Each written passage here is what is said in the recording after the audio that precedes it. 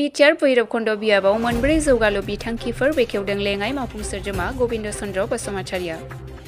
गोबां समनिफ्राय गोदोसोना थानाय लामाजों लोगोसे गामिनि कमिउनिटि हल आरो अंगनारि फरायसालिनि न' बेखेवनानै होदों लेङाइ मावफुं सोद्रोमा गबिन्द चन्द्र बसुमतारिया।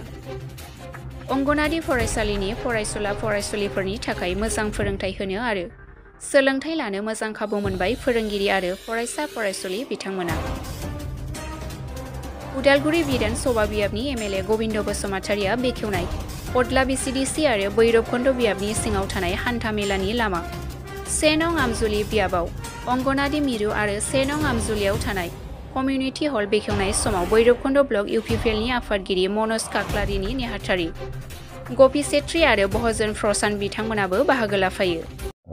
हाबाफारि लादों दिनै जों मोनब्रै बेखेवबाय, मोनसे लामा, मोनसे कमिउनिटि टयलेट, मोनसे कमिउनिटि हल, मोनसे अंगनवाड़ी सेन्टार बेखिनिखौ जों लुखांनायखाय बेखेवबाय आरो रायजो राजानो समजायना होबाय।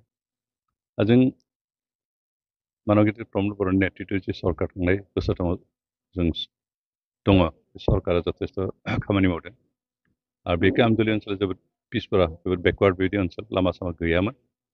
थांनाय बोसोरथामाव जों गोबां लामा बानायबाय आरो दाबो माखासे बानायनो गोनां दंबावो। बेनि अनगायैबो दै लोंनायनि बेबस्था आरो अन्यान्य जेंनाफोरखौ बोस्रांनायनि थाखाय जों खामानि मावबोदों आरो मावलांबाय थागोन। जोंहा दाबो गोबां जायगायाव दै लोंनायनि बरिं बानायनो गोनां दं। जोंहा जेजेएम स्किम गोबां जादों आरो गोबां जायगायाव बानायनो गोनां दंबावो। जों बेखिनिखौ मावलांगोन। जों आसा खालामदों बे ओनसोलनि रायजोफोरखौ साबायखर होदों, जिहेतु थांनाय समफ्राव बिथांमोना जोंजों गसंदोंमोन आरो फैगोन समाव निस्सय जोंजों गसंफागोन।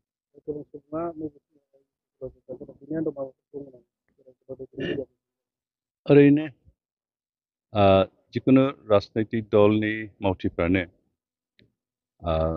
बबे राजनैतिक दला माबायदि खामानि मावदों बेखौ नोजोर होयो आरो हयथ' नोजोर होनायाव नुदों जे इउपिपिएलआ थांनाय बोसोरथामाव गोबां खामानि मावदों, रायजोफोरखौ गोजोन होनो हादों आरो बेनिखायनो गुबुन गुबुन राजनैतिक दलाव थानाय गोबां सुबुङा गाव गावनि हान्जाखौ फोथायनो हायै जानानै, आस्था गैयै जानानै इउपिपिएलआव जगदान खालामफैदों आरो आं बेखौनो खावलायबावनो लुगैदों जे जायफ्रा गाव गावनि पार्टियाव थानानै उनाव जेबो नुहुराखै, खोमसि नुहुरदों, बिथांमोना जुदि इउपिपिएलआव दोलो दोलो फैनानै जगदान खालामफैनायखौ खावलायदों। मानोना जों इउपिपिएलखौ थांनाय 2020 मायथाइनि जि बिसायख'थि, बेवहाय रायजो राजानि खामानि मावनो थाखाय बिबान होदों। जोंखौ सायख'दों माने रायजोफोर जोंनो बिबान होदों खामानि मावनो थाखाय आरो बे खामानिखौ जों थिग मथे मावदों, जोंनि दैदेनगिरिफ्रा थिग मथे मावलांगासिनो दं। बेनिखायनो गुबुन राजखान्थि हान्जानि दैदेनगिरिफ्रा बा मावथिफ्रा जोंनि मावनायखौ नुनानै गोजोननाय मोन्दों आरो जोंनि दैदेनगिरिफोरखौ फोथायदों, बेनिखायनो बिथांमोना फैदों आरो जों फैबावनो थाखाय